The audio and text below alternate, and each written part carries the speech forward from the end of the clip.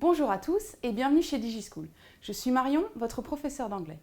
Aujourd'hui, dans cette vidéo, nous allons nous intéresser à l'Empire britannique et pour commencer, nous allons faire une petite introduction.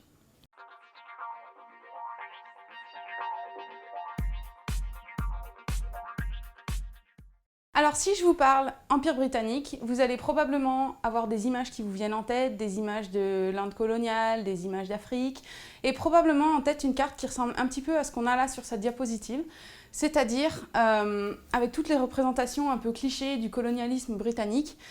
On voit ici donc une allégorie de la Grande-Bretagne qui est assise sur le monde, on a ici World sur une map monde, avec tous les peuples qu'elle a colonisés ou asservis, chacun représenté. Ici vous avez les Indiens d'Amérique du Nord, vous avez l'Australie ici avec le kangourou, chacun représenté avec les animaux ou les biens typiques de la région. Ce qui frappe tout de suite, c'est l'étendue de l'Empire britannique. C'est vrai qu'on disait, vous avez probablement déjà entendu cette expression, que le soleil ne se couchait jamais sur l'Empire britannique. Les possessions britanniques s'étendaient sur tous les continents, et donc quelque part, il faisait toujours jour sur un morceau de l'Empire britannique. C'est ce que veut dire cette expression. Mais ça, bien sûr, c'est la représentation de l'Empire britannique à son apogée.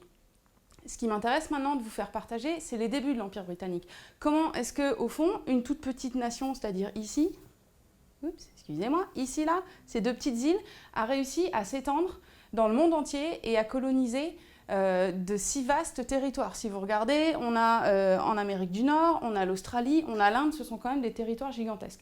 Donc comment est-ce qu'un territoire aussi petit que l'Angleterre a pu avoir, un, l'idée et deux, les ressources de s'étendre sur toute la planète pour gérer ce qui est devenu l'Empire britannique? Pour comprendre, il faut en revenir d'abord à la définition de ce que c'est qu'un empire. Il y a plusieurs notions clés que je vous ai présentées ici sur la diapositive. Il s'agit d'une communauté politique, un regroupement de différentes entités politiques qui a une cohésion plus ou moins stricte, qui est maintenue par un pouvoir central, qu'on appelle la métropole. C'est donc ici, dans le cas de l'Empire britannique, la métropole, c'est le Royaume-Uni. Donc on a une volonté d'unité, ce pouvoir central qui agit un peu comme une grande centrifugeuse qui ramène tout vers lui, et une volonté de diversité, puisque chaque territoire essaye de garder un peu son indépendance et ses coutumes et son histoire. Un empire, c'est donc un regroupement d'entités politiques maintenues dans une cohésion plus ou moins stricte par un pouvoir central qu'on appelle la métropole. Alors pourquoi au XVe siècle et pourquoi le Royaume-Uni s'est mis à avoir des idées de colonisation tout d'un coup? Eh bien en fait au départ c'est purement commercial.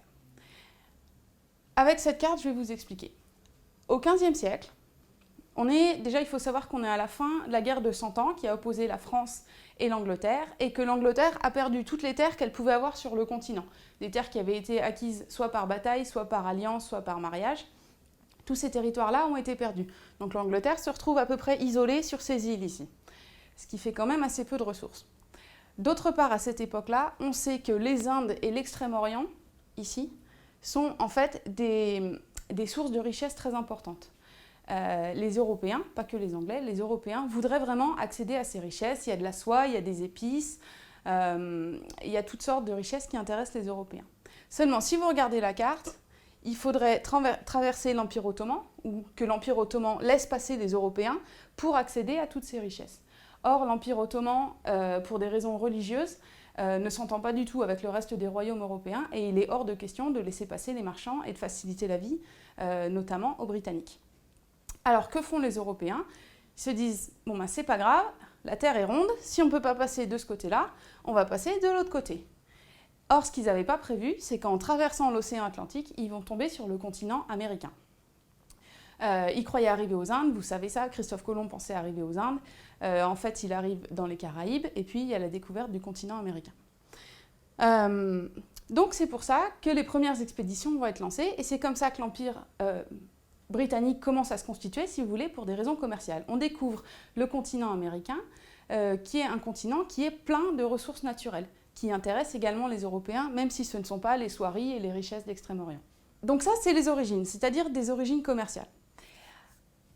À ces motivations purement marchandes vont s'en rajouter d'autres. Vous savez peut-être qu'au XVIe siècle a lieu la Réforme en Angleterre, the Reformation en anglais, notamment sous l'impulsion d'Henri VIII. Et donc la Réforme, c'est un changement. Avant, l'Angleterre était un pays catholique, puis suite à la Réforme, l'Angleterre devient un pays protestant et il y a la création de l'Église anglicane.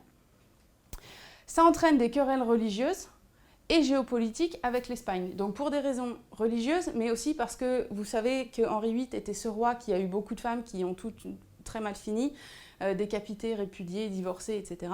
Et l'une d'entre elles, la première, était espagnole. Donc suite au fait qu'il les répudiait pour en épouser une autre, ça a créé des grandes tensions avec le royaume d'Espagne. Donc c'est le temps des corsaires, puisque les Espagnols s'intéressent également au continent américain. C'est le temps des escarmouches. On a des corsaires célèbres comme Sir Francis Drake ou Sir Walter Raleigh, dont vous avez peut-être déjà entendu parler, qui se battent sur les mers pour essayer d'avoir la suprématie sur les côtes du continent américain. Finalement, tout ça, ça demande beaucoup d'énergie, mais une paix est signée en 1604 avec l'Espagne. Donc ça apaise ces querelles-là. Une fois ces querelles apaisées, l'Angleterre, le Royaume-Uni, a des ressources à consacrer véritablement au développement de ses possessions en Amérique et à la naissance de ce qu'on a appelé le premier empire britannique, c'est-à-dire en fait les colonies américaines. Alors en conclusion, que faut-il retenir? Tout d'abord, retenez la définition d'un empire, c'est-à-dire un regroupement d'entités politiques différentes sous l'autorité plus ou moins stricte de la métropole, du pouvoir central. Retenez bien la tension entre unité et diversité, unité générée par le pouvoir central et diversité des territoires conquis. Retenez bien également qu'au départ, le premier empire britannique, c'est-à-dire les colonies américaines, se sont développées sous une impulsion marchande, commerciale et ensuite religieuse. Puis comment tout cela a évolué, c'est ce que nous verrons dans une prochaine vidéo ensemble. Merci d'avoir suivi cette vidéo. N'hésitez pas, si vous avez des questions, à laisser des commentaires. N'hésitez pas également à vous abonner à la chaîne YouTube pour plus de vidéos sur le sujet. Et à bientôt sur DigiSchool.